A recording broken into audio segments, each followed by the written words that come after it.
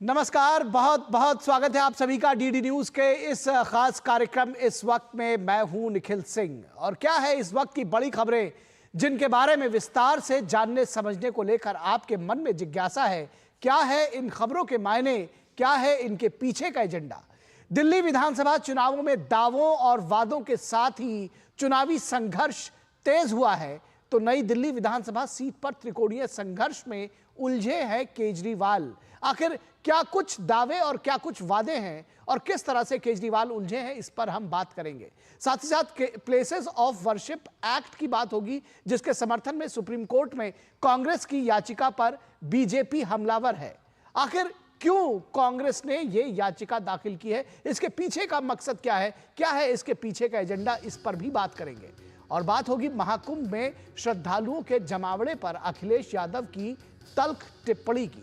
सवाल यह है कि सनातन के महाआयोजन पर अखिलेश यादव को आखिर दिक्कत क्या है। होंगे कई अहम सवाल और जवाब, लेकिन सबसे पहले इस वक्त की हेडलाइंस। प्रधानमंत्री नरेंद्र मोदी ने 5 दिवसीय भारत मोबिलिटी ग्लोबल एक्सपो का किया उद्घाटन। कहा, मोबिलिटी सेक्टर के ट्रांसफॉर्मेशन से तेज होगी विकसित भारत की यात्रा।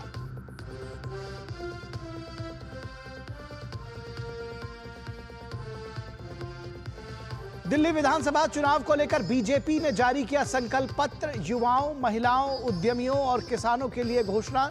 वहीं केजरीवाल की नई फ्रीबी घोषणाओं ने चुनावी रेवड़ियां बांटने को लेकर शुरू की सियासी दलों के बीच नई होड़।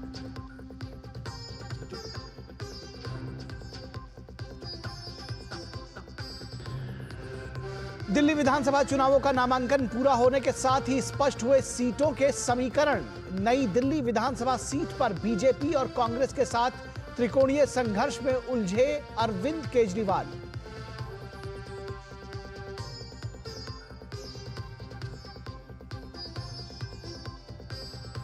प्लेसेस ऑफ वर्शिप एक्ट के समर्थन में सुप्रीम कोर्ट में कांग्रेस की याचिका पर बीजेपी हमलावर। कहा, नई मुस्लिम लीग बनती जा रही है कांग्रेस, लोगों की भावनाओं को ठेस पहुंचाने का करती रही है काम।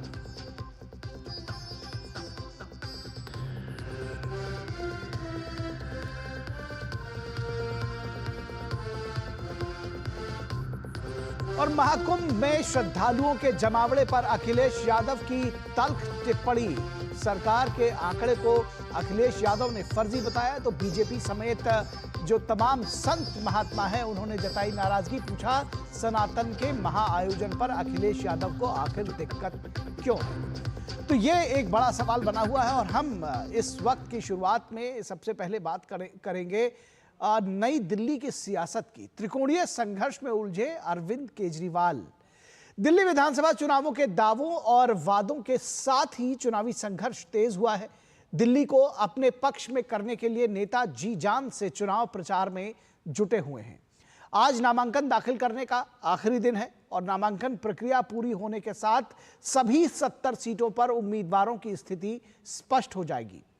इस बीच बीजेपी ने आज दिल्ली विधानसभा चुनावों के लिए अपना घोषणा पत्र भी जारी किया है। पार्टी के घोषणा पत्र में युवाओं, महिलाओं, उद्यमियों और किसानों के लिए घोषणाएं की गई हैं, चुनावी वादे भी किए गए हैं। वहीं नामांकन पूरा होने के साथ ही दिल्ली की में सभी की निगाहें सबसे हॉट सीट कही जाने वाली नई दिल्ली विधानसभा सीट पर टिकी हुई हैं। इस सीट से आम आदमी पार्टी के राष्ट्रीय संयोजक और पूर्व सीएम अरविंद केजरीवाल चुनाव लड़ रहे हैं। बीजेपी ने दिल्ली के सीएम रहे साहिब सिंह वर्मा के बेटे और पूर्व सांसद प्रवेश वर्मा को टिकट देकर केजरीवाल को जोरदार चुनौती दी है। वहीं कांग्रेस ने भी दिल्ली की पूर्व सीएम और लंबे अरसे तक इसी सीट से विधायक रही शीला दीक्षित के बेटे पूर्व सांसद संदीप दीक्षित को टिकट देकर लड़ाई को और रोचक बना दिया है और दिलचस्प बना दिया है। पिछले 7 में से 6 चुनाव में इस सीट से जीतने वाला व्यक्ति ही दिल्ली का सीएम बना है। 1993 में हुए पहले विधानसभा चुनाव में नई दिल्ली नाम से कोई विधानसभा सीट नहीं थी। उस वक्त नई दिल्ली गोल मार्केट विधानसभा सीट का हिस्सा थी। 2008 में परिसीमन के बाद इस सीट को मौजूदा वजूद मिला 1993 में बीजेपी, जबकि 1998, 2003 और 2008 में शीला दीक्षित के नेतृत्व में कांग्रेस की सरकार बनी और नई दिल्ली सीट से शीला दीक्षित ने जीत दर्ज की। वहीं 2013, 2015 और 2020 में दिल्ली में अरविंद केजरीवाल के नेतृत्व में आम आदमी पार्टी की सरकार बनी, लेकिन इस बार केजरीवाल की राह आसान नहीं है और केजरीवाल भी इसी सीट से विधायक बने, लेकिन इस बार वो यहां पर 3 दलों के बीच में उलझे हुए नजर आते हैं। इसी वजह से नामांकन के दौरान भी यह चर्चा गर्म रही कि केजरीवाल किसी सुरक्षित सीट की तलाश में है या फिर वो 2 सीटों से चुनाव लड़ सकते हैं। फिलहाल ऐसा तो होता दिखा नहीं, लेकिन चुनावी संघर्ष जो है वो यहां रोचक बना हुआ है। नई दिल्ली विधानसभा क्षेत्र में दिल्ली के केंद्र में स्थित है और इसमें वीआईपी इलाके शामिल हैं, जैसे कनॉट प्लेस, लुटियंस दिल्ली और सरकारी कार्यालय वाले क्षेत्र इस विधानसभा सीट के दायरे में आते हैं। इस क्षेत्र के अधिकतर मतदाता शिक्षित और आर्थिक रूप से संपन्न हैं। सरकारी अधिकारी, व्यवसायी जैसे वोटर्स की संख्या यहां अधिक है। जनता यहां मुद्दे भी खुद ही तय करती है। नई दिल्ली सीट पर सफाई और कचरा प्रबंधन एक बड़ी समस्या है। नई दिल्ली के व्यस्त इलाकों जैसे कनॉट प्लेस और लुटियंस जोन में ट्रैफिक जाम और पार्किंग भी एक गंभीर समस्या बनी हुई है। दिल्ली में वायु प्रदूषण में गिरावट यहां के प्रमुख मुद्दों में से एक है। इस सब के साथ ही केजरीवाल का भ्रष्टाचार के आरोपों में जेल जाना, शीश महल और शराब नीति भी लोगों के बीच में चर्चा का विषय बना हुआ है। इस बीच वोटरों को लुभाने के लिए एक बार फिर इन चुनावों में फ्रीबीज की बरसात है।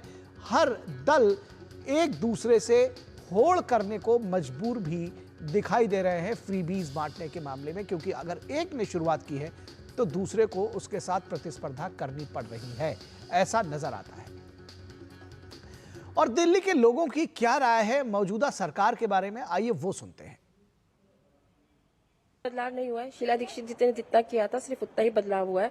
उसके बाद से सिर्फ झूठे वादे हुए हैं, झूठे सिर्फ पेपरों में काम हुए हैं, लोग आके बोल के गए हैं और करा कुछ भी नहीं है। पहली तो बात है, सड़कें सही होनी चाहिए, बच्चों का स्कूल सही होना चाहिए और हॉस्पिटल का जो है तो बड़े बड़े वादा करते हैं लोग, लेकिन आज भी हॉस्पिटल के भी सुधार नहीं है, कुछ भी नहीं है।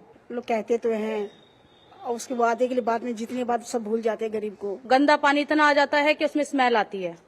ठीक है, कभी भी पानी साफ नहीं आया, हर पानी जब पिएंगे तो स्मेल आएगा। बेटियों को, बेचारियों को जो छोटी सी 5 साल की है उनके साथ रेप करा जा रहा है। देखिए माँ बाप कैसे कैसे पालते हैं उन बच्चियों के, उनके साथ अत्याचार करते हैं और बेचारियों को मर जाती हैं तो कोई उनको देखने वाला कोई नहीं है। सरकार कोई भी आए अच्छा काम करे।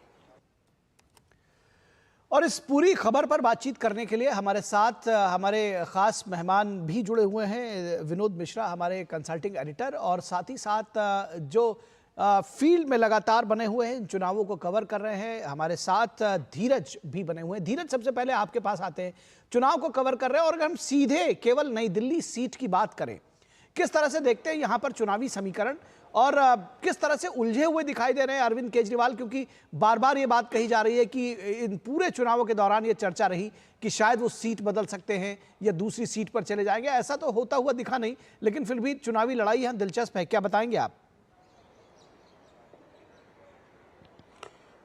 देखिए, पहली बार जो केजरीवाल को इस सीट पर कड़ा मुकाबला मिल रहा है। 2013 के चुनाव में पहली बार यहां से केजरीवाल शीला दीक्षित के खिलाफ चुनाव लड़ने के लिए आई थी और उस समय की जो परिस्थितियां थी वो बिल्कुल अलग परिस्थितियां थी। एक तरीके से कह सकते हैं कि कांग्रेस के ऊपर कई आरोप थे, भ्रष्टाचार के आरोप थे कॉमनवेल्थ गेम्स को लेकर, और जिसका कि खामियाजा शीला दीक्षित को भुगतना पड़ा। 3 बार के मुख्यमंत्री रही और 2013 के जो विधानसभा के जो चुनाव हुए उन चुनाव में उन्हें हार का मुंह देखना पड़ा। और उसके बाद के जो 3 चुनाव हैं, लगातार 3 चुनाव पे यहाँ पे आम आदमी पार्टी के अरविंद केजरीवाल को जीत मिली। लेकिन इस बार का जो मुकाबला है वो बिल्कुल बदला सा हुआ मुकाबला है, क्योंकि आज ही हमने जो यहाँ के जो समाज के अंतिम पायदान के लोग हैं, हालांकि नई दिल्ली का ये जो विधानसभा सेट है ये पॉश इलाका माना जाता है, यहाँ बड़े बड़े वीआईपी लोग रहते हैं, बड़े बड़े लोगों की कोठियां हैं। लेकिन सामान्य लोगों ने क्या बताया आपको, ये हमने ऐसे लोगों से बात की जो बड़े बड़े जो कोठियों में रहने वाले लोग हैं, उनकी सुरक्षा करते हैं, उनके घर जाके काम करते हैं, उनके बच्चों को खिलाने का काम करते हैं, लेकिन उनकी जिंदगी क्या है, उनके लिए अच्छे स्कूल की सुविधा नहीं है। उन्होंने स्वास्थ्य का मुद्दा उठाया, उनके लिए बेहतर स्वास्थ्य की व्यवस्था नहीं है। उन्होंने साफ तौर पे कहा कि बीते 11 सालों में उनके घर शुद्ध पानी की सुविधा नहीं हुई। हालांकि उन्होंने शीला दीक्षित के उस शासनकाल को जरूर याद किया और उनको लग रहा था कि वो उनके लिए स्वर्ण काल था। लेकिन जो वर्तमान जो स्थिति है, वर्तमान स्थिति में जिस तरीके से जो संदीप दीक्षित कांग्रेस पार्टी के उम्मीदवार जो कि शीला दीक्षित के बेटे हैं और एक कई बार वो सांसद भी रह चुके हैं, दूसरी तरफ प्रवेश वर्मा जो कि पश्चिमी दिल्ली से 2 बार के सांसद रहे हैं और इस बार उन्हें पार्टी ने नई दिल्ली विधानसभा सीट से चुनावी समर में उतारा है। तो ये जरूर कहा जा सकता है कि केजरीवाल के लिए इस बार की जो राह है वो आसान नहीं है। जी, निश्चित तौर पर राह आसान नहीं है, चुनावी जंग में उलझे हुए हैं। विनोद मिश्रा जी, जिसको कहना चाहिए जैसा कि अभी धीरज ने पूरा बताया, तो उस हिसाब से डगर कठिन है पनघट की अरविंद केजरीवाल के लिए। किस तरह से देखते हैं इसको, और अरविंद केजरीवाल अगर मुश्किल में फंसे हुए हैं तो ओवरऑल दिल्ली का जो विधानसभा चुनाव है उस पर इम्पैक्ट जाएगा, कैसे देखेंगे आप? देखिए, ये आपकी बहुत अच्छी रिपोर्ट थी कि जो जीता वही सिकंदर। दिल्ली का नई दिल्ली सीट जो है वो डेफिनेटली नई दिल्ली सीट जो जीत लेता है वो दिल्ली का मुख्यमंत्री होता है। जो आप बता रहे थे कि पिछले 6 बार से आप देखिए कि लगातार दिल्ली के नई दिल्ली सीट जीतने वाला, पहले वो गोल मार्केट था और वो शीला दीक्षित गोल मार्केट से आती थी, जिससे चुनाव जीतती थी और लगातार 3 बार चीफ मिनिस्टर रही। केजरीवाल जी भी जब नई दिल्ली नाम पड़ा है इसका, लेकिन वो भी 3 बार से लगातार नई दिल्ली से जा रहे हैं, सीट जीत रहे हैं और नई दिल्ली से ही मुख्यमंत्री बन रहे हैं। तो अब सवाल है कि केजरीवाल का जो परफॉर्मेंस क्या 2013 में था वही 2015 से लेके 2020 तक में क्या वही परफॉर्मेंस रहा है? तो फिर अगर आप देखेंगे तो फिर केजरीवाल का ऐसा नहीं रहा है। वो ऐसा इसलिए नहीं रहा है कि एक्चुअली केजरीवाल जी जिस नैरेटिव्स को लेके पहले इलेक्शन में आए, दूसरा इलेक्शन में आते आते उनका नैरेटिव फिर चेंज हुआ, उसमें फ्रीबी का कंपोजिशन आ गया। तीसरा नैरेटिव्स में जो देते देते उन्होंने कहा कि इस बार नहीं तो इस बार हम पक्का कर देंगे। ये चौथी बार के टर्म में जो चीफ मिनिस्टर बनने का वो दावा कर रहे हैं, उनके अब तक के जितने भी वादे थे नई दिल्ली के लिए एक भी पूरा नहीं हुआ। तो अब ये कौन सा नैरेटिव लेके आएंगे और कौन सा नैरेटिव को लेके, लेकिन नई नई फ्रीबीज तो अभी भी लेकर आ रहे हैं ऑब्वियसली। लेकिन सवाल है कि आपने जो यहाँ का डेमोग्राफी बताया है और जो जियो पॉलिटिक्स की बात आप जब करते हैं तो वहां उस चीज को ये भी देखिए कि वहां किस तरह के लोग रहते हैं, उनको आप किस तरह के चीजों को से आप उनको एक तरह से अपने लिए प्रभावित कर सकते हैं। कैंडिडेट के रूप में आप देखिए, पिछली बार सुनील यादव था और सुनील यादव के मुकाबले में केजरीवाल महज 20,000 वोट से जीते थे, ये भी हमको याद रखना चाहिए। इस बार उसके मुकाबले में जो 2 बड़े कैंडिडेट बीजेपी और कांग्रेस का है, एक संदीप दीक्षित का जो दिल्ली उनको जाते हैं, दूसरा जो परेश वर्मा है, उनको पूरी दिल्ली के लोग कम से कम ये नहीं कह सकते हैं कि कोई नया नेता आया है। तो ये 2 कद्दावर नेता अगर केजरीवाल के सामने में खड़े हैं तो आप कह सकते हैं कि जब ये लोग कहते हैं कि मुकाबले में 1, 2, 3 का जब मामला आया तो शायद केजरीवाल को इस बार बहुत मुश्किल का सामना करना पड़ सकता है। आपने जो अभी देखा कि वोट के बाद के लेके केजरीवाल जो नैरेटिव शुरू किया था कि वोट काटे जा रहे हैं, हमारे लोगों का वोट काटे जा रहे हैं, बिहार यूपी के लोगों को वोटर बनाया जा रहा है, ये सब सारा उनका फ्रस्ट्रेशन था जो उस इलेक्शन में ये हताशा दिखता है कि केजरीवाल क्यों अपने सीट को लेके इतनी उद्वेलित हो रहे थे कि यहाँ बिहार यूपी के लोग आते हैं और उनको वोट बनाया जाता है, यहाँ लोगों का वोट काटा जा रहा है। तो ये सारी चीजें आपको समझने के लिए काफी है कि ये उनका हताशा दिखने लगा है। जी, निश्चित तौर पर। और ये चुनावों में आखिर तय होगा, 5 तारीख को जनता तय करेगी, 8 तारीख को पता चलेगा कि उसने तय क्या किया था। और नई दिल्ली सीट का जिस तरह से आपने कहा कि निश्चित तौर पर उसका इम्पैक्ट पूरे दिल्ली विधानसभा में होगा। एक बात और मैं जोड़ दूं, आपने कहा कि पिछली बार 20-21 हज़ार वोटों से सुनील यादव जीते थे, हारे थे अरविंद केजरीवाल के उसमें मुकाबले में, लेकिन तब कांग्रेस बहुत अच्छा लड़ी भी नहीं थी वहाँ पे, ये याद रखिएगा। शीला दीक्षित को 18 से 20 हज़ार वोट मिले थे जब वो पहली बार अरविंद केजरीवाल ने उनको हराया था। तो जब जो चुनावी पंडित है, जब इन वोटों को जोड़ते हैं और समीकरणों को बनाते बिगाड़ते हैं तो एक नई तस्वीर निकल कर आती है। फिलहाल बहुत शुक्रिया धीरज, आपने आपके इंसाइट के लिए और इस रिपोर्टिंग के लिए, और विनोद जी आपका भी शुक्रिया, आप हमारे साथ बने रहेंगे अगली खबर के लिए। और अब बढ़ेंगे अगली खबर की तरफ, जिसमें हम बात करेंगे कांग्रेस ने खटखटाया सुप्रीम कोर्ट का दरवाजा, आखिर क्यों? सुप्रीम कोर्ट में प्लेसेस ऑफ वर्शिप एक्ट 1991 को लेकर चल रही सुनवाई के बीच कांग्रेस पार्टी ने एक याचिका दायर की है। याचिका में एक्ट का बचाव करते हुए पार्टी ने दावा किया है कि वर्शिप एक्ट भारत में सेक्युलरिज्म की रक्षा के लिए जरूरी है। कांग्रेस पार्टी के साथ ओवैसी और जमाते इस्लामी ने भी इस एक्ट को सेक्युलरिज्म का पिलर बताया है। पिछले दिनों सामाजिक कार्यकर्ता अश्विनी उपाध्याय ने एक जनहित याचिका डाली थी, जिसमें उन्होंने इस कानून की संवैधानिक वैधता को चुनौती दी थी।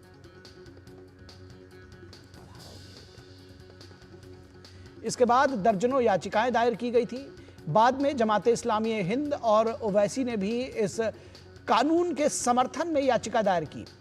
कांग्रेस नेता वेणुगोपाल का तर्क है कि इसमें किसी तरह का बदलाव सांप्रदायिक सद्भाव और धर्मनिरपेक्षता के ताने बाने को खतरे में डाल सकता है। प्लेसेस ऑफ वर्शिप एक्ट के अनुसार 15 अगस्त 1947 को मौजूदा धार्मिक स्थलों पर पुनः दावा करने के लिए पूजा स्थलों में चरित्र के बदलाव पर मांग पर रोक लगाता है, यानी स्थल जिस रूप में थे उसी रूप में रहेंगे। पिछले दिनों सुप्रीम कोर्ट ने अगले आदेश तक देश की अदालतों को धार्मिक स्थलों, विशेषकर मस्जिद दरगाहों पर दावा करने से संबंधित मुकदमों पर विचार करने या अंतरिम आदेश लागू करने पर रोक लगाई थी। सुप्रीम कोर्ट के वकील अश्विनी उपाध्याय की दलील थी कि 1991 का कानून धार्मिक चरित्र की बात करता है, इसे सिर्फ देखकर परिभाषित नहीं किया जा सकता, यानी कि केवल जो बिल्डिंग है उसका धार्मिक चरित्र क्या है इसको देखकर परिभाषित नहीं किया जा सकता। ये कोई नहीं बता सकता है कि कोई भी स्थल मंदिर है या मस्जिद जब तक उसका सर्वेक्षण न किया जाए। कोई भी कानून मुगलों और विदेशी आक्रमणकारियों के विध्वंस और अवैध निर्माण को जायज नहीं ठहरा सकता। यह संविधान की मूल भावना के खिलाफ है।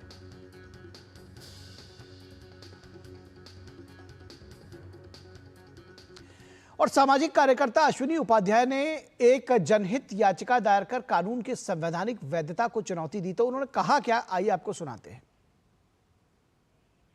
कांग्रेस को जब सत्ता मिली तो उसने प्लेस ऑफ वर्शिप एक्ट बना दिया, और अब विपक्ष में है तो सुप्रीम कोर्ट आ गई है इस कानून के बचाव करने के लिए। ये जो प्लेस ऑफ वर्शिप एक्ट कहता है कि बाबर, हुमायूं, तुगलक, गजनी, गोरी, औरंगजेब, खिलजिन जो हमारे मठ मंदिर तोड़े थे वो सही है। कांग्रेस ने अपनी याचिका में यह भी कहा है कि अगर प्लेस ऑफ वर्शिप एक्ट हटाया गया तो देश की एकता अखंडता खतरे में हो जाएगी। इसका मतलब कांग्रेस धमकी दे रही है कि जब तक ये कानून है तब तक तो देश एक रहेगा, और कानून हटेगा तो देश के टुकड़े टुकड़े हो जाएंगे। ये कोर्ट को भी धमकी है, सरकार को भी कांग्रेस की धमकी है। और शहजाद पूनावाला बीजेपी के प्रवक्ता क्या कुछ कह रहे हैं इस पूरी खबर पर, आइए आपको सुनाते हैं। कांग्रेस नई मुस्लिम लीग बन चुकी है। कांग्रेस हर बार मोहब्बत की दुकान के नाम पर वोट बैंक की भाईजान कैसे बनती है उसका प्रमाण देती रहती है। कांग्रेस पार्टी कहती है कि प्लेसेस ऑफ वर्शिप एक्ट अगर कोर्ट ने उसके ऊपर कोई निर्णय लिया तो सेकुलरिज्म खतरे में आएगा, कम्युनलिज्म फैल जाएगा। कांग्रेस का दोहरा चरित्र, एक तरफ तो वक्फ के पास अनलिमिटेड पावर हो, 1500 साल पुराना मंदिर क्लेम करो, विजयपुरा में गरीबों की, किसानों की जमीन क्लेम करो, चर्च की लैंड क्लेम करो केरल में, तब तो उसके पास अनलिमिटेड पावर हो, संविधान के तहत चले ना चले। और संविधान के तहत हिंदू समुदाय के पास ये भी अधिकार ना हो कि वो अपने अधिकारों के लिए कोर्ट जाए। कांग्रेस ने तो हमेशा कहा है कि SC, ST, OBC का आरक्षण भी छीनकर मुस्लिम को दे दो। कांग्रेस ने कहा मुस्लिम्स का फर्स्ट राइट ऑफ रिसोर्सेज होता है। तो कांग्रेस नई मुस्लिम लीग है। और इस पर चर्चा करेंगे, हमारे साथ खास मेहमान जुड़ेंगे, लेकिन यहां रुकेंगे एक छोटे से ब्रेक के लिए। आप कहीं मत जाइएगा, जल्द हाजिर होंगे।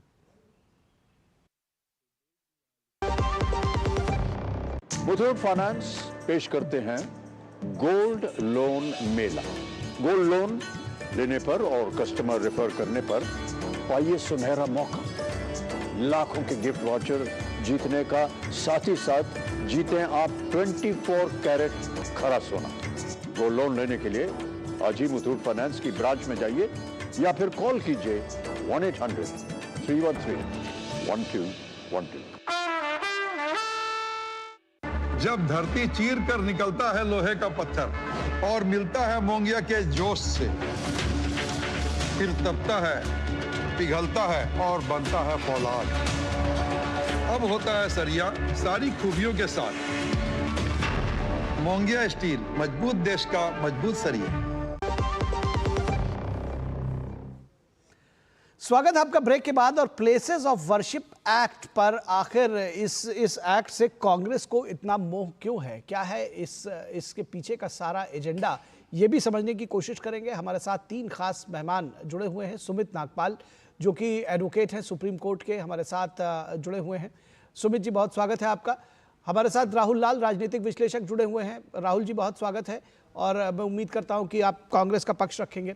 और हमारे साथ विनोद मिश्रा हमारे संपादकीय सलाहकार संपादक जुड़े हुए हैं। विनोद जी, अगर मैं बाकी चीज़ों के अलावा सबसे पहले तो इस टाइमिंग की बात करूं कि ये अभी दिल्ली विधानसभा चुनावों के बीच में प्लेसेस ऑफ वर्शिप एक्ट पर के समर्थन में एक याचिका दायर की है कांग्रेस ने, कैसे देखेंगे इसको? डेफिनेटली। और आप निखिल जब बात कर रहे हैं टाइमिंग का, तो सबसे इंपॉर्टेंट टाइमिंग ही है। 2020 में अश्विनी उपाध्याय ने इस मामले को लेकर सुप्रीम कोर्ट में एक याचिका दाखिल की थी, और आज अगर 2025 में ठीक दिल्ली असेंबली के इलेक्शन के साथ में कांग्रेस पार्टी इस याचिका को लेके जाती है कि ये सेकुलरिज्म के लिए प्लेसेस ऑफ वर्शिप एक्ट एक स्तंभ है, तो इस बात पे तो विचार करना होगा कि राहुल गांधी दिल्ली के विधानसभा चुनाव में अगर पहली रैली करते हैं तो वो सीलमपुर से करते हैं, और दूसरा उनका एक्शन ये होता है, तो डेफिनेटली ये कहा जाएगा कि वो एक सियासत में अपनी एक मुहर लगा रहे हैं और एक क्लियर स्टैंड ले रहे हैं। और क्लियर स्टैंड उनका एम फैक्टर का है। अभी हमने देखा होगा कि राहुल गांधी के साथ में जो इमरान मसूद है, उसको भी अगर सामने में उन्होंने रखा है तो वो भी एक तरह से उनका स्टैंड ही है। इमरान मसूद कौन है और इमरान मसूद का क्या बयान आया था पीएम मोदी के लिए, यह बात बताने की जरूरत नहीं है। अब सवाल है कि प्लेसेस ऑफ वर्शिप एक्ट को लेके कांग्रेस का ये मोह क्यों है? तो किन परिस्थितियों में 1991 में नरसिंह राव की सरकार ने इस वर्शिप एक्ट को लाया था, जो खुद कांग्रेस के कई लोगों ने कबूल किया कि बाबरी मस्जिद, वो जो मस्जिद का जो विवादास्पद जो ये था, उसको विध्वंस के बाद कांग्रेस के पास कोई अल्टरनेट नहीं था, और 3-4 जमाते इस्लामी और बाकी जो लोग थे, मुस्लिम पर्सनल लॉ बोर्ड, इन सब के दबाव में नरसिंह राव ने ये फैसला लिया और ये वर्शिप एक्ट बना के लाया, जो एक तरह से इन लोगों के लिए एक अपीजमेंट था। तो सवाल ये है कि पिछले दिनों जिस तरह से एक सर्वे की बात शुरू हुई थी, चाहे आप ज्ञानवापी मस्जिद को देखिए या कृष्ण जन्मभूमि को लेके देखिए, ये सारा मामला पिछले कई सालों से, आजादी से पहले से ये मामला चल रहा है। तो क्या 1947 से पहले जब देश आजाद नहीं हुआ था, तो क्या ये संवैधानिक बाध्यता किसी के लिए करना उचित होगा कि जो घटना आज से 400-500 साल पहले हुआ, जिस बात को लेके सैकड़ों साल से लोग केस मुकदमे लड़ रहे हैं, आपने एक एक्ट लेके आया और कहा कि आप इसके बाद जो है प्लेसेस का कोई जो उस पर कोई संशोधन, कोई भी मुकदमा, कोई भी चीजें दायर नहीं होगी। तो सवाल यह है कि इसका फैसला कैसे होगा? तो ये बात जब कहते हुए अश्विनी उपाध्याय ने ये तर्क रखा था कि प्लेसेस ऑफ वर्शिप एक्ट में जो पूजा स्थल है, धार्मिक का आध्यात्मिक जो भी स्थल है, उसका कैरेक्टर क्या है, जिस बात को कैरेक्टर की बात कहा गया है, वो उसके भवन को या स्थल को देख के नहीं कहा जा सकता। उसके सर्वे जरूरी है, उसकी सर्वेक्षण जरूरी है। और जब ये सर्वेक्षण को लेके ये मामला जब आपने देखा कि संभल का मुद्दा उठा था, तो उसके बाद ये प्लेसेस ऑफ वर्शिप एक्ट को लेके जब जो जमाते इस्लामी हिंद और बाकी जो ग्रुप आए थे, तो वो कोर्ट ने अभी इस पे अंतरिम आदेश लगाया है कि जब तक सुप्रीम कोर्ट का फैसला नहीं आता है, तब तक कोई भी कोर्ट जो है इसके में अपना कोई फैसला अभी नहीं दे सकता जी। तो सवाल ये बना हुआ है लोगों के सामने में कि भाई जब तक उसका कहीं सर्वेक्षण नहीं होगा, सर्वे नहीं होगी, तब तक आप कैसे प्लेसेस ऑफ वर्शिप एक्ट को डिफाइन कर पाएंगे? और ये सवाल अगर कांग्रेस पार्टी अगर इस बात को लेके अभी आई है, तो जाहिर सी बात है कि कांग्रेस पार्टी का एम फैक्टर उन पे हावी है, और उन्होंने एक तरह से क्लियर स्टैंड लिया है, जो ये साफ साफ दिख रहा है। बिल्कुल। तो राहुल लाल, सबसे पहला सवाल यही है कि प्लेस ऑफ वर्शिप एक्ट से मोह क्यों है? क्या एम फैक्टर ही उसका मोह की बड़ी वजह है कि मुस्लिम वोट खिसक न जाए? निखिल जी, जो इस संपूर्ण प्रकरण में मैं मानता हूं कि कांग्रेस पार्टी को तो और पहले ही कैविएट दाखिल करना चाहिए। वो देर से आई है लेकिन दुरुस्त होकर आई है। देखिए, इस समय कहीं कहीं प्लेसेस ऑफ वर्शिप एक्ट को अगर हम लोग समझें, तो वो हमारे एक तरह से धर्मनिरपेक्षता, सेक्युलरिज्म का मूलभूत आधार बिंदु बना हुआ है वो, और उस आधार बिंदु को बचाना बहुत आवश्यक चीज था। कांग्रेस संविधान को बचाने के लिए प्रतिबद्ध है, उसके लिए संघर्ष कर रही है कांग्रेस पार्टी। इसलिए यह कहना कि नहीं दिल्ली के चुनाव आ रहे हैं, इसलिए एम फैक्टर को प्रभावित करने के लिए कांग्रेस इस प्रकार के निर्णय ले रही है। ये कांग्रेस को उसका उसी रूप में ना समझने का प्रमुख कारण है। आप सोच के देखिए, 1991 का वो जो पूरा कानून है, उस कानून का वर्णन जो है कि 2019 में जब सुप्रीम कोर्ट के 5 सदस्यीय पीठ ने अयोध्या मामले का जब सुनवाई किया और उसको लेकर जब फैसला दिया, उसमें भी कहा गया कि अयोध्या का प्रकरण एक आखिरी और अंतिम प्रकरण है और जो प्लेसेस ऑफ वर्शिप एक्ट है वो बड़ा अच्छे ढंग से काम करना चाहिए। कई पेजों में उसके बारे में वर्णन लिखा गया है। तो सुप्रीम कोर्ट के 5 सदस्यीय संविधान पीठ ने उसमें भी उसके ऊपर प्रकाश डाला था। तो जो सुप्रीम कोर्ट ने अयोध्या केस के प्रकरण में कहा, आज कांग्रेस वही बात कर रही है। भारतीय जनता पार्टी इस पूरे प्रकरण में, देखिए अश्विनी उपाध्याय जी एक तरफ याचिका डलवाती है, बीजेपी किन्हीं लोगों के माध्यम से। सुप्रीम कोर्ट ने 12 दिसंबर को कहा था कि केंद्र सरकार अपना पक्ष स्पष्ट करे। उनको 12 जनवरी तक का समय दिया गया था। अब तक तो केंद्र सरकार कोर्ट में तो अपना पक्ष नहीं रख सकी है, लेकिन बाहर कांग्रेस को अप्रत्यक्ष तौर पर घेरने के प्रयास किए जा रहे हैं। कांग्रेस सिंगल बिंदु पे है। जब भारत जोड़ो न्याय यात्रा कांग्रेस ने निकाला था, वो 4000 किलोमीटर की यात्रा की थी कि संविधान की सुरक्षा ही सबसे प्रमुख बिंदु तो है। आपका मानना है कि ये जो प्लेसेस ऑफ वर्शिप एक्ट बना रहेगा तभी इस देश में सेक्युलरिज्म बना रहेगा? कांग्रेस और आप दोनों यही मानते हैं? निखिल जी देखिए, इसके मानने के कई गंभीर कारण है। जो आपने सवाल पूछा है, मानने के कारण। हम लोगों ने ये चीज देखा, खुद देखिए आदरणीय मोहन भागवत जी का भी बयान आप देखिए, उसमें उन्होंने भी ये चीज कहा। राहुल लाल जी देखिए, एक मिनट राहुल लाल जी, मुझे बस आपको एक सिर्फ इंटरप्ट कर रहा हूँ पूरे, मैं इसको आप थोड़ी माफी भी आप दे सकते हैं मुझे। आप ये डटी डटाई बात क्यों कर रहे हैं और ये सारी बात जो कांग्रेस का मैनिफेस्टो पढ़ रहे हैं, मैं थोड़ी सी आपको जानकारी के लिए बताऊं कि इसी देश में ये सेकुलरिज्म की जब बात आप कर रहे हैं और संविधान की बात करते हैं, दुहाई देते हैं, तो इसी देश में 2 कानून एक साथ ही हैं। एक जगह आपने प्लेसेस ऑफ वर्शिप एक्ट लाया और एक जगह आपने वक्फ बोर्ड एक्ट लाया। एक वक्फ बोर्ड के एक्ट में कि वहां जहां हाथ रख दो वो उसकी संपत्ति हो जाती है, और एक प्लेसेस ऑफ वर्शिप एक्ट में कहते हैं कि तुम्हारा है तो तुम उसको भूल जाओ। बिल्कुल, एक संवैधानिक बाध्यता तो किसी को मिलेगा। कहां जाएगा लोग इस बात को कहने कि ये भाई है, हमारे आराध्य देव की स्थान है, हमारे भारत की पहचान है। आपने तो राम मंदिर को भी इसी मुकाबले में सेकुलरिज्म में 500 साल तक कोर्ट में लड़वा दिया। सवाल ये है, तर्कों के साथ बात कीजिए, बेबुनियाद बात आप जब रखते हैं तो उस चीजों को मैं इसलिए रोकता हूं। ठीक है, कंटिन्यू कीजिए। विनोद जी सुन तो लीजिए उनको। हाँ ठीक है विनोद जी, गंभीर प्रश्न आपने उठाया और बिल्कुल उसका उत्तर दिया जाना चाहिए, और मैं उत्तर दूंगा भी कि क्यों ये चीजें कही जा रही हैं। देखिए, प्लेसेस ऑफ वर्शिप एक्ट को लेके क्या चीजें हैं? चीजें ये है कि भाई अयोध्या का प्रकरण हो चुका है, बाकी चीजें ना हो। जो लोग याचिका डाल रहे हैं उन लोगों ने मतलब आप 500 साल पुराना मंदिर जो है उसकी जमीन पर हाथ रख देंगे, वो आपका हो गया। ठीक है, वक्फ एक्ट के तहत। और अब उसके बाद ना हो, क्यों ना हो भाई? अगर चीजों को बदला जा रहा है, इतिहास कोई नहीं बदल रहा है, लेकिन अगर इतिहास में कोई गलतियां हुई हैं, हमारे मंदिरों को धूल धूसरित किया गया है, पददलित किया गया है, भावनाओं को अपमानित किया गया है, अगर उसको बदला जा रहा है, गुलामी के जो दंश थे अगर उनको बदला जा रहा है, कानून के माध्यम से ही बदला जाएगा। लोग पिटीशन लेकर आए हैं, ऐसा नहीं है कि उसमें कोई जाकर जबरदस्ती कर रहा है। सुप्रीम कोर्ट का एक आदेश है जो प्लेसेस ऑफ वर्शिप एक्ट को लेकर के भी, और जो प्लेसेस ऑफ वर्शिप एक्ट है, तो भाई लोग कानूनी अपना उसमें रेमेडी ढूंढ रहे हैं। दिक्कत क्या है? निखिल जी देखिए, वो तो कानूनी अधिकार और सुप्रीम कोर्ट फैसला देकर तय करेगी, लेकिन जो सवाल आप पूछ रहे हैं बस खाली मैं उत्तर दे रहा हूं, उसको 1 सेकंड में, मैं ज्यादा समय भी नहीं लूंगा। मेरा कहने का मतलब ये है कि देखिए, जो याचिकाकर्तागण अलग अलग जगह पे चाहे संभल का मामला वो उठा रहे हैं, वो लोग 50,000 कह रहे हैं कि ऐसे 50,000 कम से कम जगह है जिसको लेकर वो कोर्ट में चुनौती देना चाहेंगे। बताइए, देश को भविष्य के रास्ते देखने, स्वर्णिम भविष्य देखना माननीय प्रधानमंत्री जी कहते हैं कि 2047 में भारत को मुस्लिम भारत बनना है। यही तर्क जब आप वक्फ बोर्ड की बात करते हैं तो जहां उंगली रख दिया, और ऐसा 50 नहीं लाखों जमीनें हैं, लाखों प्रॉपर्टीज है जहां वो उंगली रख देते हैं, कहते हैं मेरा है। और कई बार तो 5000 साल पुराने मंदिर पे भी बता दिया था हमारा है, जब इस्लाम धर्म आया नहीं था, माफ कीजिएगा 1500 साल पहले का था। अभी साउथ में कर्नाटक की बात है, आपको याद होगा। नहीं, बिल्कुल हमें याद है निखिल जी। खाली मैं एक ही चीज कहूंगा, वक्फ बोर्ड हो, महाकुंभ में भी जो जमीनें हैं उसको भी वक्फ बोर्ड का बता दिया था, बताया था ना। निखिल जी, वक्फ बोर्ड हो चाहे प्लेसेस ऑफ वर्शिप एक्ट हो, दोनों में कोई विरोधाभास नहीं है, दोनों एकदम संवैधानिक तौर पे पूर्णतः सही है। चलिए मैं ठीक बात है, चलिए आपका पॉइंट आ गया और मैं आपकी बात भी समझ गया, दरअसल आपकी मंशा भी।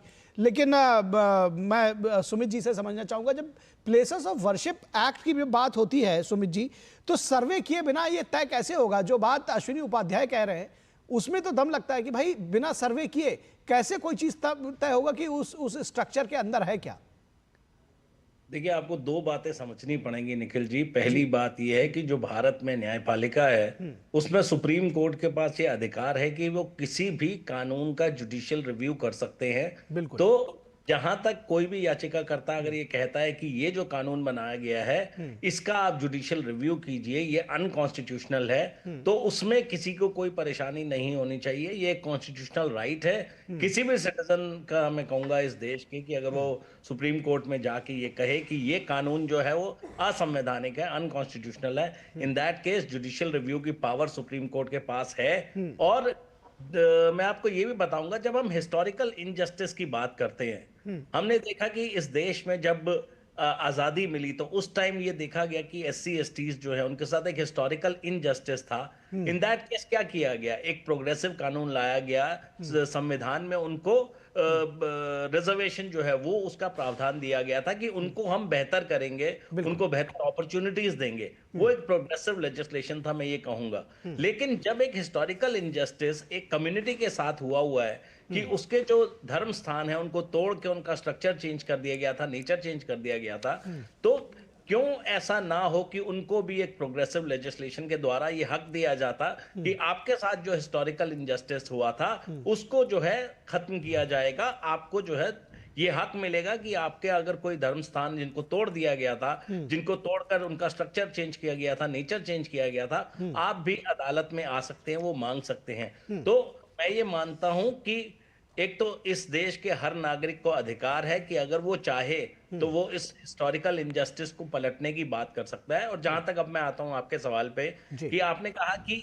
अगर सर्वे नहीं होगा तो आगे कैसे बात बनेगी, मैं आपको ये बता दूं कि अगर आप प्लेसेस ऑफ वर्शिप एक्ट पूरा पढ़ें, उसमें बात ये की गई है कि नेचर चेंज नहीं होगा, लेकिन उसमें कहीं ये रोक नहीं लगाई गई कि सर्वे करना जो है वो किसी अदालत के हक में नहीं है। अभी सुप्रीम कोर्ट ने जरूर कह रखा है कि अभी फिलहाल ऑर्डर्स जो है स्टेटस को के रहें, कुछ आगे ना किया जाए, लेकिन अदालत के पास पूरा अधिकार है कि वो अगर चाहें तो वो सर्वे ऑर्डर कर सकते हैं। और दूसरी बात, अगर सर्वे ऑर्डर करने के बाद ये बातें सामने आती हैं कि कोई जो है धार्मिक स्थान जिसको तोड़ा गया था उसका नेचर चेंज किया गया था, वो हिस्टोरिकल इनजस्टिस सामने आता है, तो उस केस में सुप्रीम कोर्ट को अब ये देखना पड़ेगा कि उस हिस्टोरिकल इनजस्टिस को, जो कि सर्वे के माध्यम से साबित हो जाएगा भविष्य में अगर, तो उसमें क्या किया जाए। तो ये बड़ा जरूरी है कि सुप्रीम कोर्ट इस पूरे कानून को जुडिशियल रिव्यू करे और जरूरत पड़े तो इन धाराओं को खारिज भी करे। ठीक बात है। अभी क्या स्टेटस है इस केस का, कैसे चल रहा है, कुछ इसके बारे में जानकारी देंगे? मैं आ रहा हूँ राहुल लाल जी, मैं थोड़ा सा केस के बारे में समझ रहा था, इसलिए सुमित जी से पूछ रहा हूँ। मैं आऊंगा, आपके पास आऊंगा। सुमित जी बता रहे थे थोड़ा डिटेल्स केस की। अभी ये जो केस है मैं आपको बताऊं, 2020 में ये याचिका डाली थी अश्विनी उपाध्याय ने। उसके बाद बहुत सारे लोगों ने, चाहे असदुद्दीन ओवैसी की पार्टी हो, चाहे मॉस्क कमेटी हो, ज्ञानवापी मॉस्क कमेटी हो, या फिर मथुरा में जो मस्जिद बनी हुई है वहां के लोगों ने, बहुत सारे लोगों ने यहां पर सुप्रीम कोर्ट में अपनी याचिकाएं डाली हैं। और मैं ये मानता हूं कि अब वक्त आ गया है। कोई भी कानून जो है, मैं आपको बता दूं कि जो एक कानून हो सकता है आज से 10 साल पहले ठीक था, उसको क्वॉश कर देता है बाद में सुप्रीम कोर्ट। कई ऐसी धाराएं हैं जिनको क्वॉश किया सुप्रीम कोर्ट में। रिप्रेजेंटेशन ऑफ पीपल्स एक्ट में एक धारा थी जिसमें जब किसी का कन्विक्शन होता था तो उसके बाद जो है वो डिस्क्वालीफाई नहीं होते थे, उनको टाइम मिल जाता था अपील को। इस तरह कितनी ही धाराएं हैं जिनको क्वॉश किया सुप्रीम कोर्ट ने। तो ये जो प्लेसेस ऑफ वर्शिप एक्ट है, ये कोई गॉस्पल ट्रूथ नहीं है, ये कोई ऊपर से भगवान ने ऐसा लिख के नहीं भेजा है कि इसको चेंज नहीं किया जा सकता या क्वॉश नहीं किया जा सकता। सुप्रीम कोर्ट के पास पूरा हक है कि इसको देखे, जुडिशियली रिव्यू करे, और अगर ये लगता है कि ये असंवैधानिक है, इन दैट केस कोर्ट के पास पूरा अधिकार है कि इस एक्ट को भी क्वॉश कर दिया जाए। ठीक बात है। अब मैं आऊंगा राहुल लाल जी के पास। राहुल लाल जी, आप ही के पास आ रहे हैं, जो आप जवाब दीजिएगा उसमें मेरा एक सवाल भी ले लीजिए। जो अभी बात सुमित नागपाल जी ने कही है, हिस्टोरिकल इनजस्टिस अगर उसको ठीक करने की कोशिश की जा रही है तो इतना दिक्कत क्यों है कांग्रेस को? देखिए, सबसे पहली चीज तो यह है कि सुप्रीम कोर्ट को पूरा अधिकार है, और सुमित जी के इस बात से मैं सहमत हूं कि कोई भी व्यक्ति जा सकता है कि कोई कानून जो बना हुआ है वो संवैधानिक है या असंवैधानिक है, सुप्रीम कोर्ट उसको अपने कसौटी पे चेक करे उसे, और उसमें याचिकाकर्ता गए हैं, लेकिन उसी के साथ साथ तमाम दूसरे पक्षकारों को भी हक है कि जब सुप्रीम कोर्ट सुनवाई करे तो वो भी कैविएट दाखिल करके अगर उसमें बात हक की हो ही नहीं रही है, बात मंशा की हो रही है। बात जैसे हमको दिक्कत है तो हम गए, आपको क्या दिक्कत है? मुझको अगर कोई सुविधा मिलती है, सवाल ये पूछा जा रहा है। निखिल जी, बड़ा सही सवाल है, उसी के उत्तर की तरफ आ रहा हूं। ये मामला केवल मुस्लिमों से संबंधित मामले नहीं है यहाँ पे। ये मामले अगर ये इसी रूप में चलता हुआ होगा, कल ये हिंदुओं को भी प्रभावित करेगा। निखिल जी, आप सोच के देखिए कि यहाँ पे जो तमाम अभी मामले उठ रहे हैं वो पुराने, उसमें कहा जा रहा है कि भाई मुगल कालीन आक्रांताओं ने किया, दूसरों ने किया। राहुल जी, आप हमारे सुनिए, आप भटका रहे हैं। हाँ, आप अपने तर्कों को लेके सुनिए, पहले आप सुनिए, आप बताइए कहां पर हिंदुओं ने इसके खिलाफ रहे हैं। सुनिए, आप अनर्गल तर्क कर रहे हैं। सुनिए, मैं आपको सवाल दे रहा हूं। अरे मैं आपको सवाल दे रहा हूं, आप एक मिनट तो धैर्य रखिए। आपको मैं सवाल दे रहा हूं, अनर्गल तर्क मत करिए। इतना बढ़िया नागपाल साहब ने आपको एक संवैधानिक व्यवस्था की बात कही है, सुप्रीम की बात कही है, आप उसके तर्क को समझे बगैर आप इधर उधर की बात करने लगे। आपको मैं जस्ट एक एग्जाम्पल देता हूं। अभी संभल के बाद ही ये इतना जोर पकड़ा है ना चर्चा में। संभल में क्या हुआ था? जितनी बड़ी आबादी संभल का नहीं है, उससे कई गुने बड़ी आबादी वक्फ की प्रॉपर्टी है वहां पे। कैसे हो गई? एक मामूली सी सर्वे करने के लिए तो टीम गई थी। आप उस टीम के विरोध में किस तरह की वहां पे सीन क्रिएट किया गया, ये लोगों ने नहीं देखा था। तब एक मिनट सुन लीजिए सवाल। अरे आप एक मिनट बात तो पूरी होने दीजिए। अपनी बात कहने के लिए आप अपने गलत तर्कों को मत गढ़िए। सवाल ये है कि देश इस बात को देख रहा है। संभल में जो हुआ है उसको देश ने देखा है, बहुत करीब से देखा है, टेलीविजन स्क्रीन पे देखा है। क्या हुआ है वहां, किस तरह की चीजें हुई है। ठीक है, आप एक मिनट निखिल, मैं पूरी चीज बता देता हूं कि व्यवस्था में किस तरह कांग्रेस कूद पड़ी है, ये समझने की जरूरत है। हमारा आज का मुद्दा ये है। बिल्कुल ठीक है, कांग्रेस बिल्कुल ठीक है, मंशा पर सवाल है, मंशा पे सवाल है, आपके टाइमिंग पे सवाल है। आपने स्टैंड लिया, इट्स ओके। सुनिए, मैं जो कह रहा हूं, एक जो परिस्थिति 1991 की थी, उसमें कोई सरकार ने ये फैसला जल्दीबाजी में लिया कि भाई अब से कुछ नहीं होगा, अब तो हमारे पास लौट आओ। आप उस नाराज फैक्टर को आप दोबारा घर वापसी करने के लिए आप वही चीज दोहरा रहे हैं। आपको इस चीज के लिए भारत के जनमानस को आप इस बात को किस तरह से देख रहे हैं कि प्रयागराज के महाकुंभ सदियों से लग रहा है। वहां एक बंदा उठ के आया और कहा कि ये प्रयागराज के महाकुंभ में आप लोग कृतज्ञ बनिए, ये वक्फ की प्रॉपर्टी है और हम आपको कराने दे रहे हैं। क्या तर्क है? वहां पे कोई प्लेसेस ऑफ वर्शिप एक्ट नहीं है, आपकी मर्जी है, आप कह दो, ठीक है। लेकिन अब सवाल यह है कि आज इसी आप ही के शासन में, यूपी में था उसी समय, आप यूपी में थे, सेंटर स्टेट में भी और यहाँ सेंटर में भी, क्यों वहाँ के जो मंदिर थे, वहाँ के जो धार्मिक स्थल थे वो बंद पड़ गए, ढक कर गए, वहाँ दीवारें पड़ गई? क्या वो प्लेसेस? बिल्कुल ठीक है, सीधा सवाल ये है कि कांग्रेस पार्टी, ठीक है, देखिए मैं आपको दे रहा हूँ, कांग्रेस पार्टी जो अभी दिल्ली के इलेक्शन आते आते जो स्टैंड लिया, आप मुद्दे पे आइए। ठीक है, ठीक है, राहुल लाल जी आपके पास आते हैं। दरअसल मैं उन्हीं को सवाल पूछ रहा हूँ। कांग्रेस पार्टी जो दिल्ली के चुनाव आते आते सीधे सुप्रीम कोर्ट गई है और सीधे प्लेस ऑफ वर्शिप एक्ट को एक सेकुलर का एक स्तंभ बना रहा है कि इसके अगर नहीं होगा तो राष्ट्र की एकता और अखंडता खतरे में पड़ जाएगी। ये दिल्ली चुनाव में आते आते क्यों जरूरत पड़ गई? इतना खुला सपोर्ट वो दूसरे पार्टी को कमतर, आज जो हालत है कांग्रेस पार्टी की, उसमें ये एक स्टैंड है जो क्लियर स्टैंड लिया है, ठीक है, और आगे बढ़ के स्टैंड लिया है। क्या आप इस स्टैंड से सहमत हैं? ये दूसरे के वहां जो दूसरे समुदाय के लोग हैं उनके साथ ये धोखा नहीं है, उनका ये अपमान नहीं है, इस बात का जवाब। ठीक है, राहुल लाल जी आ रहा हूं, राहुल लाल जी आ रहा हूं, आपने बहुत धैर्य रखा है। राहुल लाल जी आ रहा हूं, कुछ ऐड करना चाह रहे हैं सुमित जी? मैं चाह रहा हूं कि वो अपनी बात कह दें सो दैट आप फिर अपनी बात कहिए। संक्षिप्त में अपनी बात करना चाह रहा हूं। अभी राहुल जी जब अपना बात रख रहे थे तो उन्होंने कहा कि जो हिंदू पक्ष है उनको भी आगे जो है दिक्कत हो सकती है। मैं एक तो ये कहूं कि अभी तक तो ऐसा कोई आया नहीं है पक्ष। अगर ये कपोल कल्पना है, यही बात मैं भी ऐड करना चाह रहा था। और दूसरा, आप हिंदू की अगर डेफिनेशन पढ़ें कानून में, तो चाहे जैन हो चाहे बौद्ध हो, वो हिंदूज के पार्ट होते हैं। पहले तो आप ये समझ लीजिए कि जिनको आप अलग करने की कोशिश कर रहे हैं वो अलग नहीं है, वो हिंदूज के पार्ट हैं, और उनकी तरफ से अभी तक कोई ऐसी याचिका आई नहीं है। और अगर आती है, मैं कहता हूं अगर उनके साथ भी कोई हिस्टोरिकल इनजस्टिस हुआ है तो उनका भी स्वागत है, वो सुप्रीम कोर्ट में आए और अपनी बात रखें। ठीक बात है। राहुल लाल जी, अब बताइए।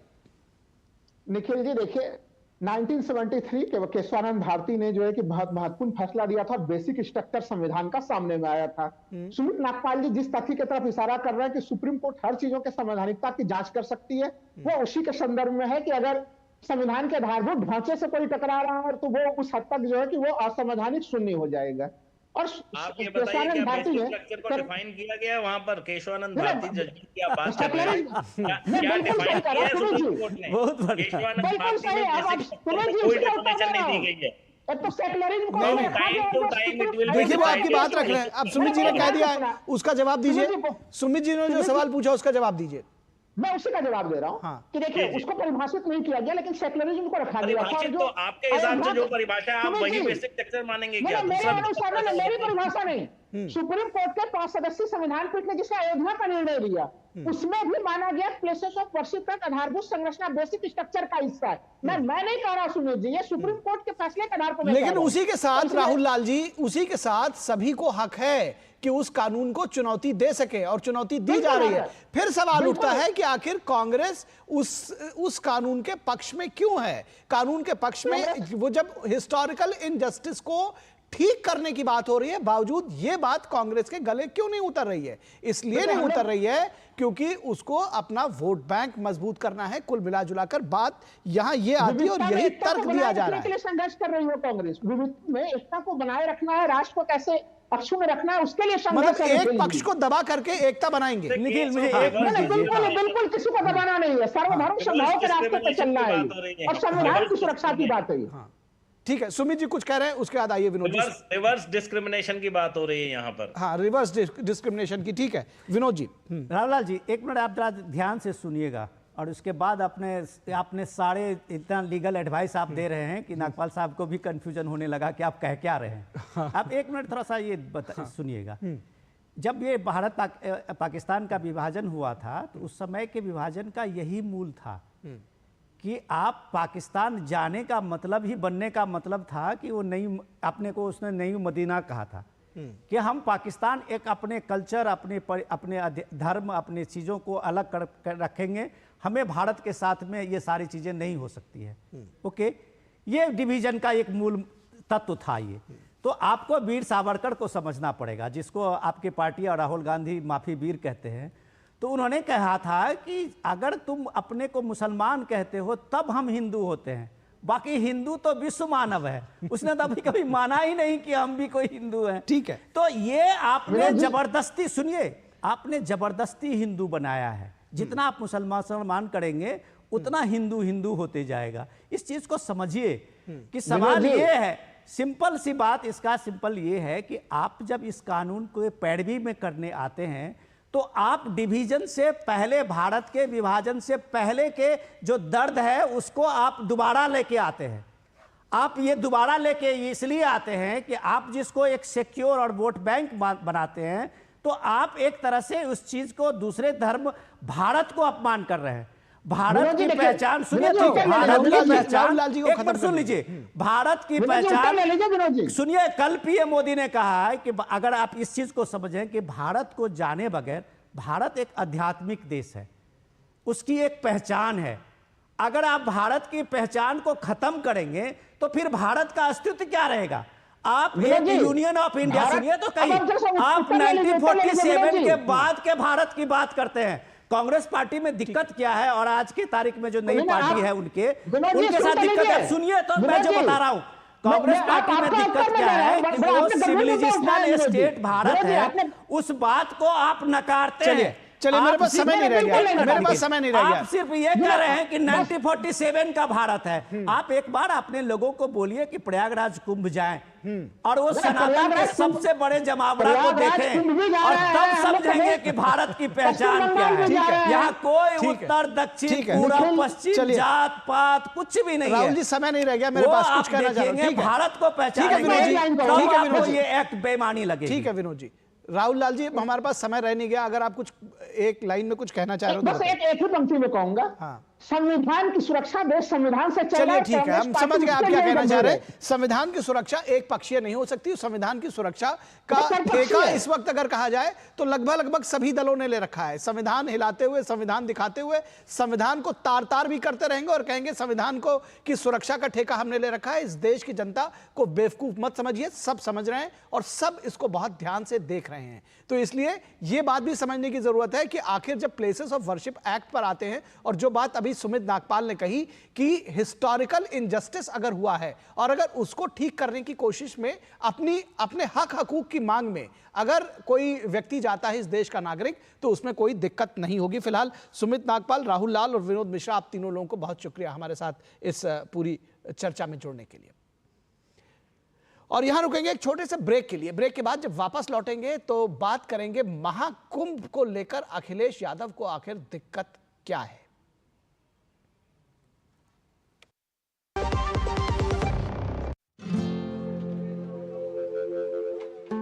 सर, पहली कॉफी अम्मा के लिए।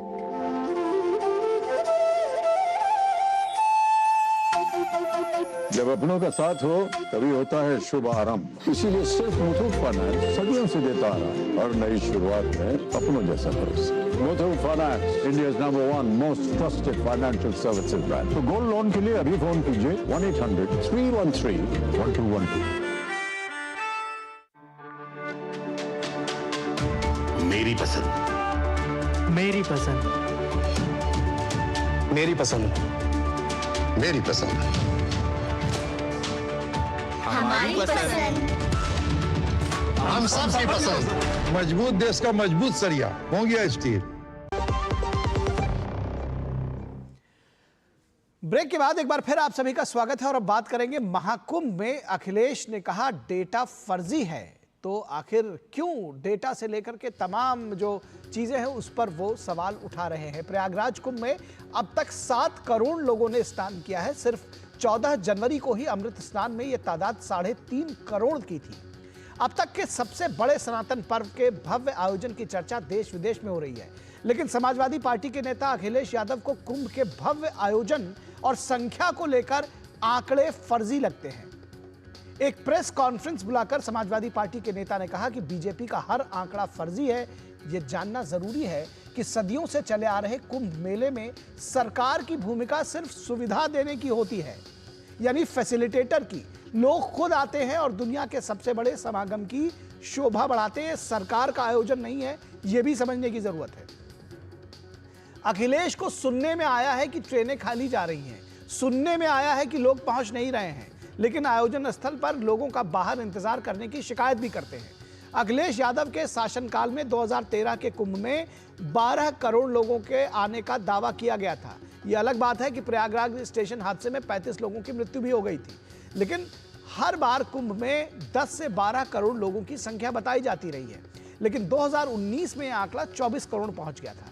जिस प्रणाली से अखिलेश यादव ने, बड़ा सवाल है और इसको समझने की जरूरत भी है कि जिस प्रणाली से अखिलेश यादव के शासनकाल में गिनती होती थी वही सिस्टम 2019 में भी था। इस बार यूपी सरकार ने श्रद्धालुओं की गिनती के लिए हाईटेक उपकरणों का सहारा भी लिया है। अब जो है आधुनिकता भी उसमें जुड़ गई है, यह समझने की जरूरत है। 12 साल पहले से AI बेस्ड कैमरे की मदद से गिनती की जा रही है। यूपी सरकार की crowd assessment team real time basis पर कुंभ आने वाले लोगों की गिनती कर रही है। इस समय मेले में 1800 से ज्यादा कैमरे लगे हुए हैं। समाजवादी पार्टी के नेता का दावा यूपी सरकार के 2 लाख करोड़ रुपए को लेकर भी है। सवाल यह है कि जहां इस भव्य आयोजन में 45 करोड़ लोग आने की उम्मीद है, हर व्यक्ति के खर्च का अनुमान अखिलेश यादव खुद लगा सकते हैं। गुड इकोनॉमिक्स ही गुड पॉलिटिक्स हो सकती है, इसे समझना भी बेहद जरूरी है।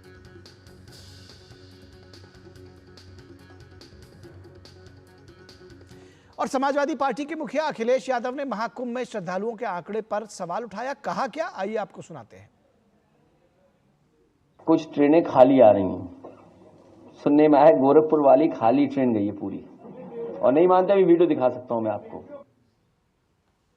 सुनने में आया, यहां टिकट नहीं मिल रहा है, रिजर्वेशन करने बैठी है इलाहाबाद का, तो दर्शक ये देख सकते हैं और करके देख सकते हैं कि सारी ट्रेनें फुल जा रही हैं, स्पेशल ट्रेनें चलाई जा रही हैं। एनीवेज, बढ़ते हैं आगे। भाजपा सांसद रवि किशन ने उन्हें जवाब देते हुए कहा कि सनातन धर्म की विचारधारा का उदय हुआ है, इसलिए वे आहत हैं। ये सनातनी विचारधारा अलग देखो जगी है, दर्द तो दूर तक होगा सबसे विरोधियों से कि चुनाव में लड़ लो। अब इनमें सनातनी पूजा पाठ में अगर के धर्म का आस्था में डुबकी लगाओ तो इनमें कहाँ आंकड़ा गिन रहे हो। जो आंकड़ा है वो दृश्य आप लोग मीडिया तो यहाँ लाइव लगाए हुए, उस पर भी आंकड़ाबाजी कर रहे हैं। चुनाव में लड़ना है, हिंदू जगह है, हिंदू को जगह रहने दो। तो सिर्फ जो बीजेपी के नेता हैं या जो वो लोग हैं, ऐसे ही जो राजनीतिक लोग हैं वही इस पर जवाब नहीं दे रहे हैं, बल्कि जो हिंदू धर्मगुरु हैं, जो साधु संत हैं, वो भी नाराज हैं। स्वामी चिदानंद सरस्वती ने अखिलेश यादव पर हमला बोला और कहा कि ये प्रयागराज है और यहाँ के से जो वो प्रयोग करना चाहते हैं वो सफल नहीं होगा। रही बात आंकड़ों की, यहाँ आकर देखिए आप दंग रह जाएंगे। हम तो देख के दंग थे, हमारे यहाँ तो इतने देशों के लोग आते हैं, वो कहते हैं वाह व्हाट ए कुंभ, अमेजिंग कुंभ, कमाल कर दिया आदरणीय मोदी जी ने, आदरणीय योगी जी ने। इनकी पूरी टीम, मेला अधिकारी से लेकर मेला मैला ना हो जाए, सारी टीम ने, छोटा सा सिपाही भी, छोटा सा सेवा करने वाला सेवक भी, वो लगे हुए थे। बोले हम कितने भाग्यशाली हैं, हमको इतने करोड़ लोगों की सेवा करने का मौका मिल रहा है। और इस पूरी खबर पर बातचीत करने के लिए हमारे साथ रामेंद्र, हमारे संवाददाता प्रयागराज से जुड़े हुए हैं। रामेंद्र, सबसे पहले तो इस बात को, जब इस पर सियासत की बात होती है, आपको याद होगा कि जब यहाँ पर खंभे लगने बिजली के शुरू हुए थे 6-8 महीने पहले, तभी से अखिलेश यादव के बयान आने शुरू हो गए कि देखिए खंभे लग गए, अभी तार नहीं लगे हैं, या इस तरह की चीज़ें तमाम कमियों के साथ में वो शुरू से जिसको कहते हैं कि छिद्रान्वेषण करना। क्या सियासत है इसके पीछे, क्या आहत है वो, उनको लगता है कि ये इससे उनका वोट बैंक डिस्टर्ब हो रहा है? क्यों इस तरह के जो बयान है वो अखिलेश यादव के लगातार आ रहे हैं? निखिल, हमें लगता है तुलसी बाबा ने इन्हीं के लिए लिखा था कि जाकी रही भावना जैसी, प्रभु मूरत देखी तीन तैसी। मैं 13 तारीख की बात कर रहा हूँ। 13 तारीख को भी निचली गंगा में जो खंभे लगाए जा रहे थे, उनमें कई जगह तार थे, कई जगह नहीं थे, और उनको चूंकि नया घाट इस आकलन से बनाया जा रहा है कि संख्या बढ़ सकती है, तो किसी को ट्वीट करना है तो खाली खंभे को ट्वीट कर सकता है, और किसी को ट्वीट करना है तो भरे खंभे को भी ट्वीट कर सकता है। ये तो आपकी नीयत है, आपकी बुद्धि है कि आप क्या कर सकते हो। देखिए, संस्कृत, भारतीय संस्कृति, सनातन संस्कृति का जो जोड़ है ना, जो मिलाप है, ये कई लोगों के पेट में दर्द पैदा कर रहा है। आप जानिए कि जैसे सनातन संस्कृति जाति, धर्म, पंथ, मजहब, वेशभूषा और जो स्थान है उसको लेकर, उसको तोड़ती हुई एक जगह जुड़ती है तो ये राष्ट्रीय एकता बनती है। और राष्ट्रीय एकता राजनीति के लिए थोड़ा सा असहज हो जाते हैं वो लोग। जब राष्ट्रीय एकता और सनातन जाति धर्म को तोड़कर आगे बढ़ता है तो उनका वोट बैंक खिसकता है। सनातन से, महाकुंभ से जो तस्वीरें जा रही हैं, जो विचार जा रहे हैं, जो सनातन संस्कृति की मूल विचार जा रहे हैं, वो इनको असहज कर सकते हैं, क्योंकि यहाँ जाति है, न धर्म है, न वेशभूषा है, न मजहब है, न पंथ है, न क्षेत्रवाद है। कोई नहीं पूछता, किसी पंडाल में जाइए भोजन करने तो कोई जात नहीं पूछता, आप भोजन करिए, आप जाइए स्नान के समय, कोई जात थोड़ी पूछ रहा। इनको तो जात चाहिए, क्योंकि राजनीति में पिताजी ने जहां से शुरुआत की थी जात से ही की थी, और जात की अगर चीजें नहीं विखंडित होंगी तो इनका दौर खत्म हो जाएगा। और इन्होंने भले ही बड़ी दुनिया में बड़ी जगहों पर पढ़ाई की हो, सनातन को समझने के लिए सनातन से जुड़ना पड़ता है। उन लोगों को शायद ये दिक्कत होगी जिन्होंने राम मंदिर बनते समय कार सेवकों पर गोलियां चलवाई, वो सनातन को शायद समझना नहीं चाहते या समझ नहीं रहे राजनीति के कारण। तो ये बयान, लेकिन जो महाकुंभ पर बयान दिया गया है, इससे पहले शंकर जी पर बयान दिया गया था, देवाधिदेव महादेव पर बयान हंसते हुए दिया गया था। एक बात रामेंद्र और समझना चाहते हैं, अपमान जैसा है, बेहतर होता है कि राजनीति से बचते। ठीक रामेंद्र, एक बात और समझना चाहते हैं आपसे कि ये कई बार ये देखा गया है कि जब सनातन को कोसेंगे तो जो दूसरा पक्ष है, या ये कहा जाए कि जो दूसरे समुदाय, जो धर्म को फॉलो करने वाले लोग हैं, जो आपका वोट बैंक है, वो कंसोलिडेट होगा। क्या यही भावना है इस बार भी? निखिल, ये चीजें भी उत्तर प्रदेश में टूट चुकी है। आप कुंदरकी का चुनाव देखिए ना, जहां 62% मुसलमान है, वहां इनकी जमानत जब्त हो गई है। बाबा ने कहा कि लोग अपनी मूल जड़ों को वापस आना चाहते हैं, मूल जड़ों को समझ रहे हैं। ये जो तुर्क हैं इनसे दूर जा रहे हैं, जो विदेश से आए हुए आक्रांता हैं इनसे दूर जा रहे हैं। तो अगर कुंदरकी हार सकते हैं तो वो डर भी इनके अंदर है कि जो चीजें टूट रही हैं और जो नई चीजें जुड़ रही हैं, ये वो एक देखिए, यहाँ 2 तरीके की धाराएं हमने कुंदरकी में देखा। जो बाहर के आक्रांता है वो तुर्क हैं, और जो भारतीय मुसलमान कन्वर्ट होके बने हैं उन्होंने भाजपा को वोट दिया और वहां जमानत जब्त हो गई। तो डर कई प्रकार के अखिलेश का सबसे बड़ा दुर्भाग्य यह है कि योगी के समय में उनकी राजनीति चल रही है, जो किसी को कुछ, जो अपने लिए कुछ नहीं करना है, सब समाज के लिए करना है। मोदी के दौर में वो राजनीति कर रहे हैं, जब वो समाज के लिए सारा कुछ करने को तैयार हैं।